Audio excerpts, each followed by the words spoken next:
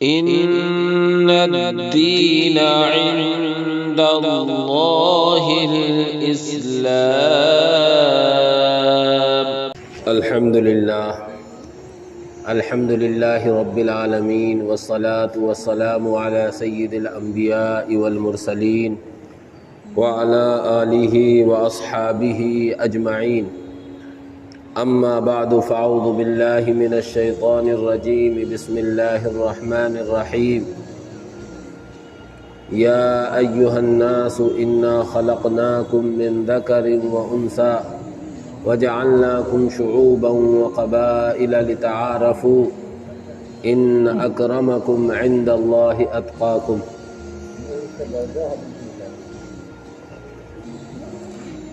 صدق اللہ العلی العظیم.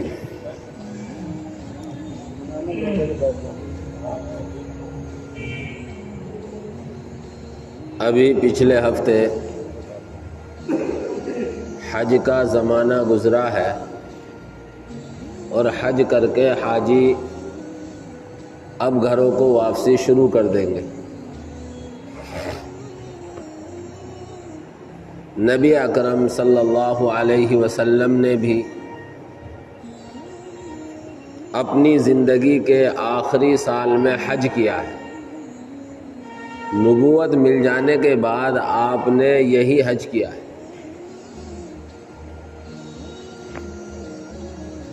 اور اس کو حجۃ الوداع کہتے ہیں.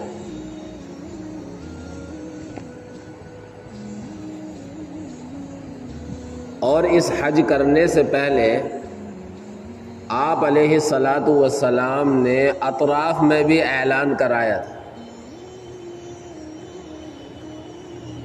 لوگوں سے کہلوایا کہ اس بار میں حج کرنے جا رہا ہوں، لہذا زیادہ سے زیادہ حج کرنے کے لیے پہنچنے کی کوشش کریں.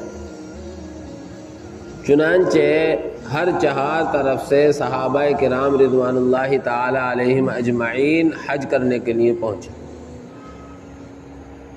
اور حضور اکرم صلی اللہ علیہ وسلم کی زندگی کا یہ سب سے بڑا اجتماع تھا صحابہ کا. ایک روایت کے مطابق 1,40,000 صحابہ جمع تھے.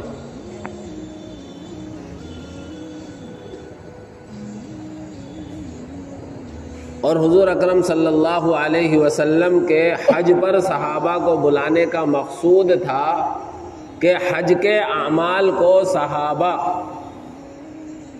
مجھے کرتے ہوئے دیکھ لیں تاکہ بعد والوں کو یہ اعمال پہنچائے جائیں. اور حضور کا یہ آخری حج تھا. دنیا سے جانے کا وقت قریب تھا، اس لیے آپ علیہ الصلاۃ والسلام نے اس حج پر بہت سے اعلانات کیے، بہت سے ارشادات فرمائے اور بہت سی ہدایات فرمائی. آپ علیہ الصلاۃ والسلام کا ہر بول، آپ کا ہر لفظ قابل توجہ ہے. قرآن کہتا ہے وَمَا يَنطِقُ عَنِ الْهَوَىٰ إِنْ هُوَ إِلَّا وَحْيٌ يُوحَىٰ. نبی جو بھی کچھ بولے گا اس میں نفسانی خواہشات کا ذرہ برابر شائبہ نہیں ہوگا. وہ تو صرف اور صرف اللہ کا حکم ہوگا، اللہ کی وحی ہوگی.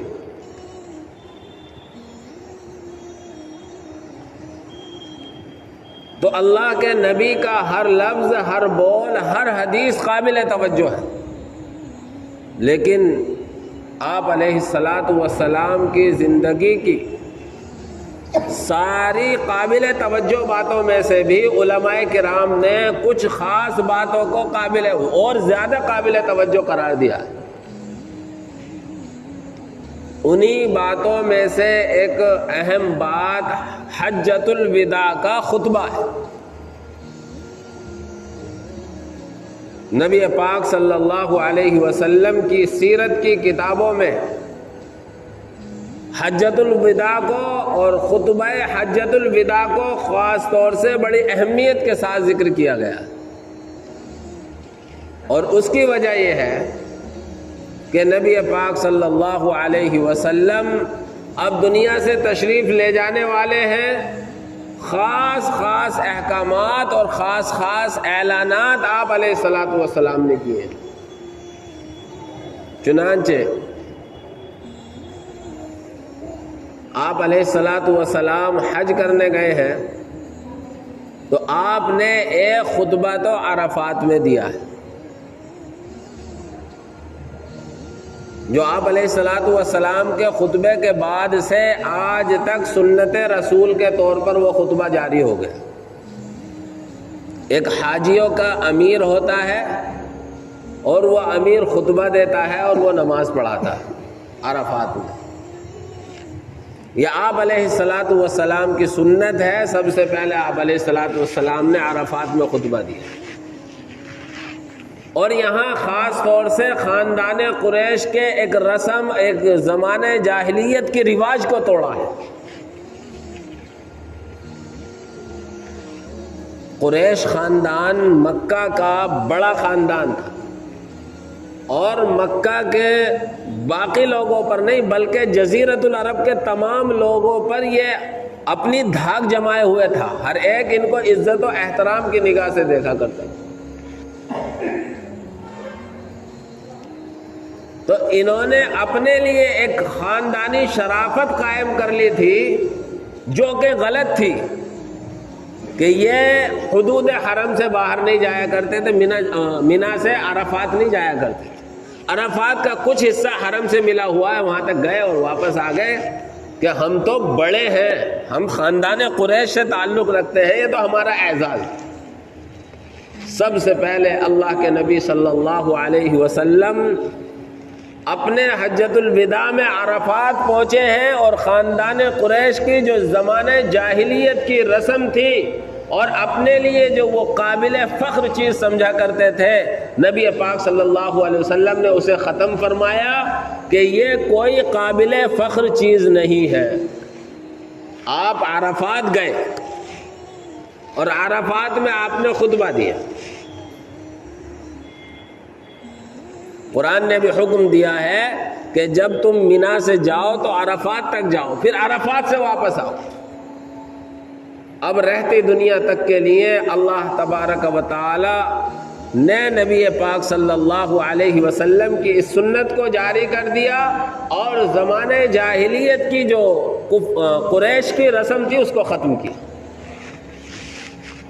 یہاں رک کر یہ بات سمجھنی چاہیے کہ نبی پاک صلی اللہ علیہ وسلم نے خاندانی فخر، خاندانی رسم و رواج، خاندانی حدود و قیود کو ختم فرمایا ہے۔ قریش اپنے لیے فخر کی چیز سمجھا کرتے تھے، اللہ کے نبی نے اس کو ختم فرما دیا۔ اصل عزت، اصل شرافت، اصل عظمت اللہ نے جو طے کی ہے وہ ہے۔ اسی لیے قرآن کریم میں اللہ فرماتا ہے ان اکرمکم عند اللہ اتقاکم، اللہ کے یہاں عزت و عظمت والا تم میں وہ ہے جو اللہ سے سب سے زیادہ ڈرنے والا ہو، اللہ کی نگاہ میں سب سے زیادہ متقی اور پرہیزگار۔ اس لیے اعلان کیا قرآن نے، یا ایھا الناس انا خلقناکم من ذکر و انثی، لوگوں کان کھول کر سن لو، تمہیں ایک مرد اور ایک عورت سے پیدا کیا گیا ہے، یعنی حضرت آدم اور حضرت حوا علیہم السلام۔ ایک مرد عورت سے پیدا کیے جانے کا مقصد یہ بیان کیا مفسرین نے کہ یہاں جو خاندانی ایسی حدود قائم کر لی گئی ہیں کہ کوئی کسی کو بلند اور کوئی کسی کو نیچا سمجھ رہا ہے، شریعت کے مزاج کے بالکل خلاف۔ قریش اپنے آپ کو بڑا سمجھا کرتے تھے، اللہ کے نبی نے اس بڑائی کو ختم کیا اور آپ عرفات گئے۔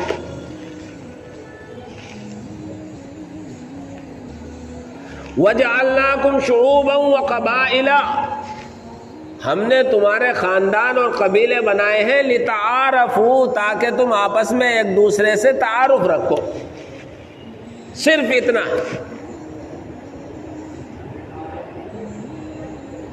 دوسرا خطبہ آپ علیہ الصلاۃ والسلام نے مینا میں آ کر دیا ہے۔ مینا میں بہت سے تو آپ علیہ الصلاۃ والسلام نے اعلانات کیے ہیں اور بہت سے لوگوں نے مینا میں آپ سے حج کے متعلق سوالات کیے ہیں، تو ان سوالات کا نبی پاک صلی اللہ علیہ وسلم نے جواب دیا ہے۔ انہی ساری چیزوں کو سیرت اور حدیث کی کتابوں میں اکٹھا کر کے خطبہ حجۃ الوداع کہا جاتا ہے۔ اس میں سب سے پہلی بات، نبی پاک صلی اللہ علیہ وسلم نے مینا پر اپنی اونٹنی پر سوار ہے اور 1,40,000 کا مجمع ہے۔ آپ علیہ الصلاۃ والسلام سب سے پہلے سوال کرتے ہیں، آج کون سا دن ہے، کون سا مہینہ ہے، کون سا شہر ہے؟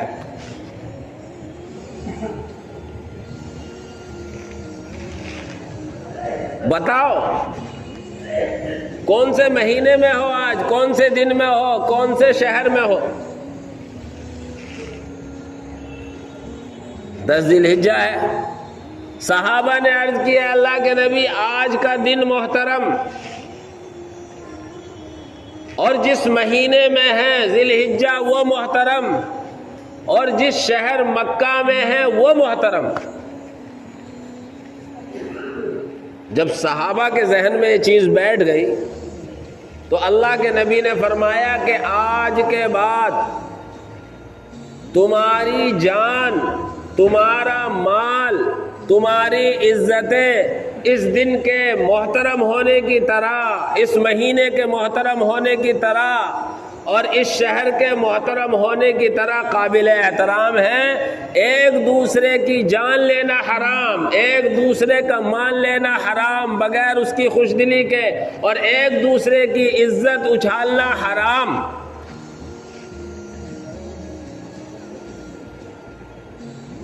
اسی لیے انما المؤمنون اخوہ کا پیغام قرآن نے سنایا ہے۔ ایمان والے سب آپس میں ایمانی رشتے کے بھائی بھائی۔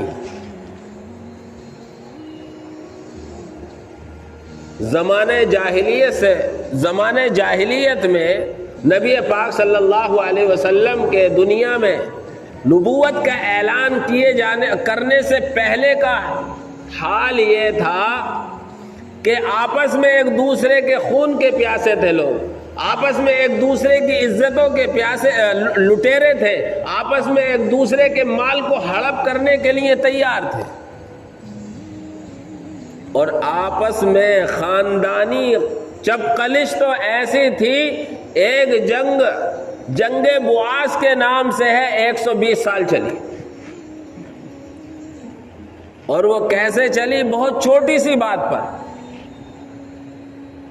آپ دیکھیں، جب اللہ کو پہچاننا انسان بند کر دیتا ہے تو پتہ نہیں کہاں کس وادی میں جا کر گر پڑتا ہے۔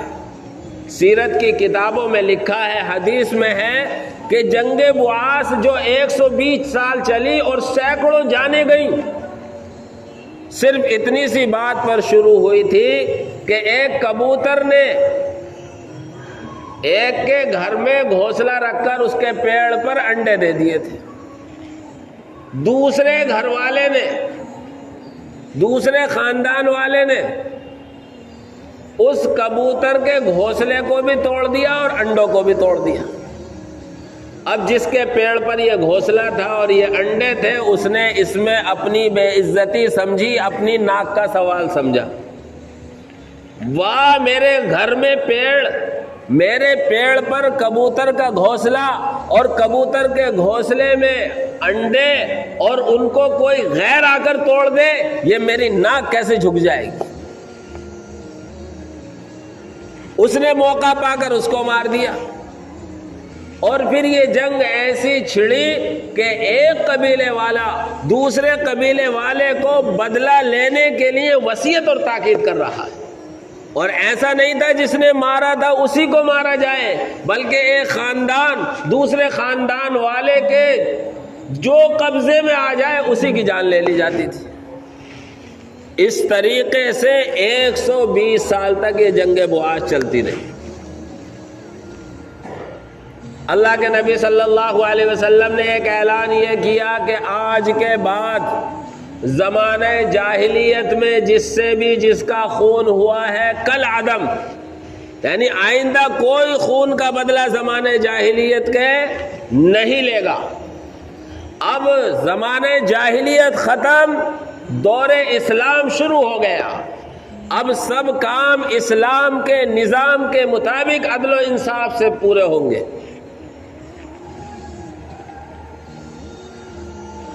ایک بڑا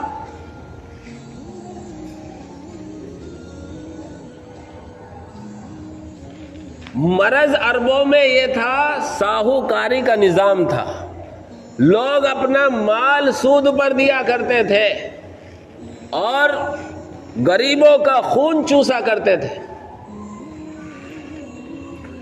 اور ساہوکارانہ نظام میں جو مالدار ہوتا ہے وہ مالدار ہوتا چلا جاتا ہے، اور جو غریب ہوتا ہے غربت کی طرف دھکلتا چلا جاتا ہے۔ اللہ کے نبی صلی اللہ علیہ وسلم نے اسی خطبۃ حجۃ الوداع میں یہ اعلان فرمایا کہ آج سے پہلے کے جتنے سود اور بیاج کے سسٹم ہیں سب ختم۔ اور جانتے ہیں سب سے بڑے ساہوکار تھے حضور کے چچا عباس، اس لیے حضور نے ساتھ ساتھ یہ اعلان کیا کہ عباس کا جتنے لوگوں پر قرضہ ہے، عباس کے سارے قرض دار سن لیں، میں سب سے پہلے عباس کا سود معاف کرتا ہوں۔ جب کوئی حکم جاری ہو وہ سب سے پہلے اپنے اوپر، اپنے گھر والوں کے اوپر نافذ کیا جائے گا تو وہ دوسروں پر جلدی اثر ڈالے گا۔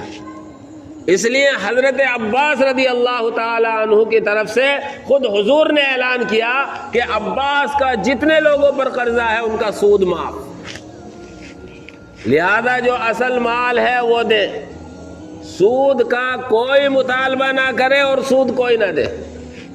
الا لا تظلمون ولا تظلمون، الا لا تظلمون ولا تظلمون، ان الفاظ سے اعلان کیا، یاد رکھو نہ ظلم کرو نہ ظلم سہو۔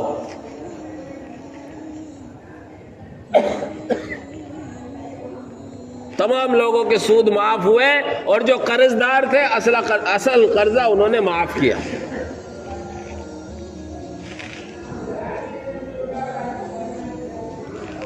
اس طریقے سے اللہ کے نبی صلی اللہ علیہ وسلم نے اور بہت ساری چیزوں کا تذکرہ کیا، اور ان ساری چیزوں کے بعد آپ علیہ الصلاۃ والسلام نے اپنی زندگی کے آخری ایام کی طرف بھی اشارہ کیا۔ کہنے لگے آپ، میں جو کہہ رہا ہوں اسے غور سے سن لو، میں جو کہہ رہا ہوں اسے غور سے سن لو، ہو سکتا ہے آج کے بعد میری اور تمہاری یہاں دوبارہ ملاقات نہ ہو۔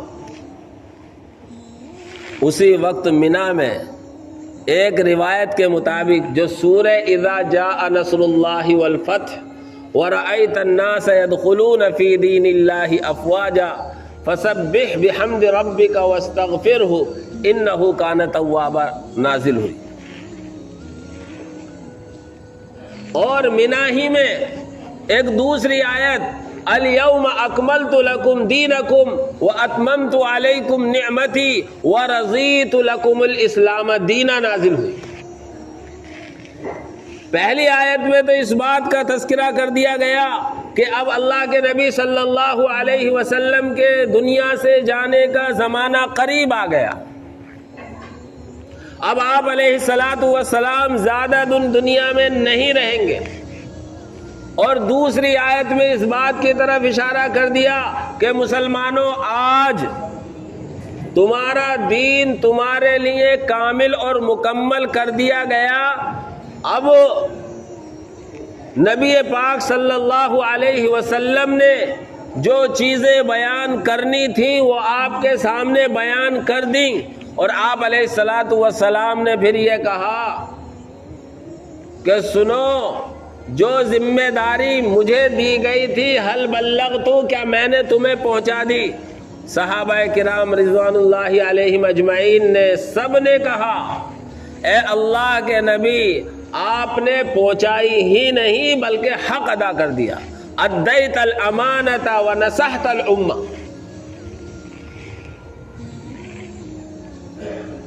پھر آخر میں آپ علیہ الصلاۃ والسلام کے حدیث میں یہ الفاظ ملتے ہیں، آپ نے اعلان کیا الا فلیبلغ الشاہد الغائب، اب سنو تمہاری کیا ذمہ داری ہے۔ اب جتنے یہاں حاضر ہیں، ایک روایت کے مطابق 1,40,000 صحابہ ہیں، جتنے یہاں حاضر ہیں وہ اب جتنے غائبین ہیں وہاں تک یہ باتیں پہنچا دو۔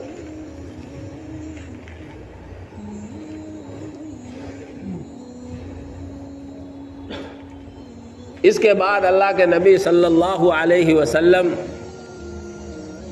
حج سے جو باقی دن تھے اور باقی اعمال تھے پورا کر کے مدینہ تشریف لے آئے۔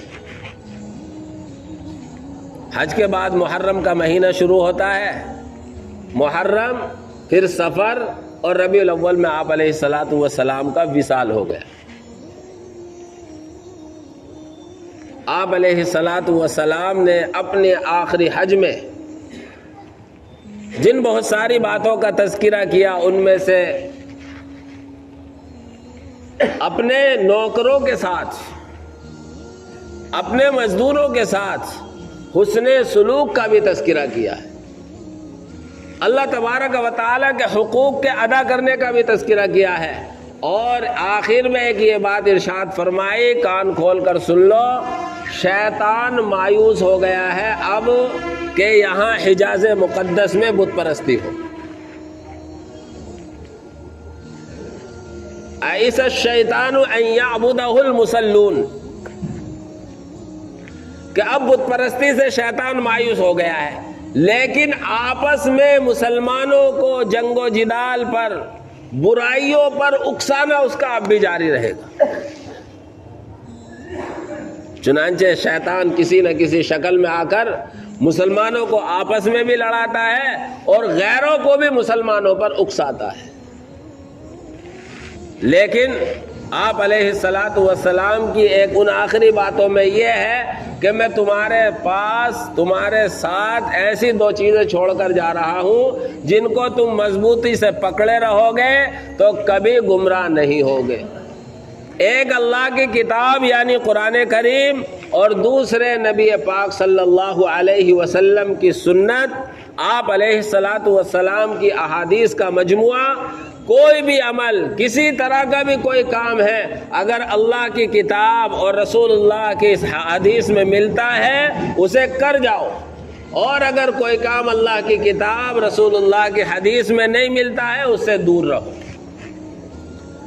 اگر اس طریقے سے ہم زندگی گزاریں گے اور نبی پاک صلی اللہ علیہ وسلم کے اس آخری خطبے کی ہدایات کو ذہن میں رکھیں گے تو انشاءاللہ جنت کے راستے پر چلتے چلتے کل قیامت میں جنت میں اللہ کے فضل سے داخل ہو جائیں گے۔ اللہ مجھے بھی آپ حضرات کو بھی ان باتوں پر عمل کی توفیق عطا فرمائے، آمین۔ وآخر دعوانا۔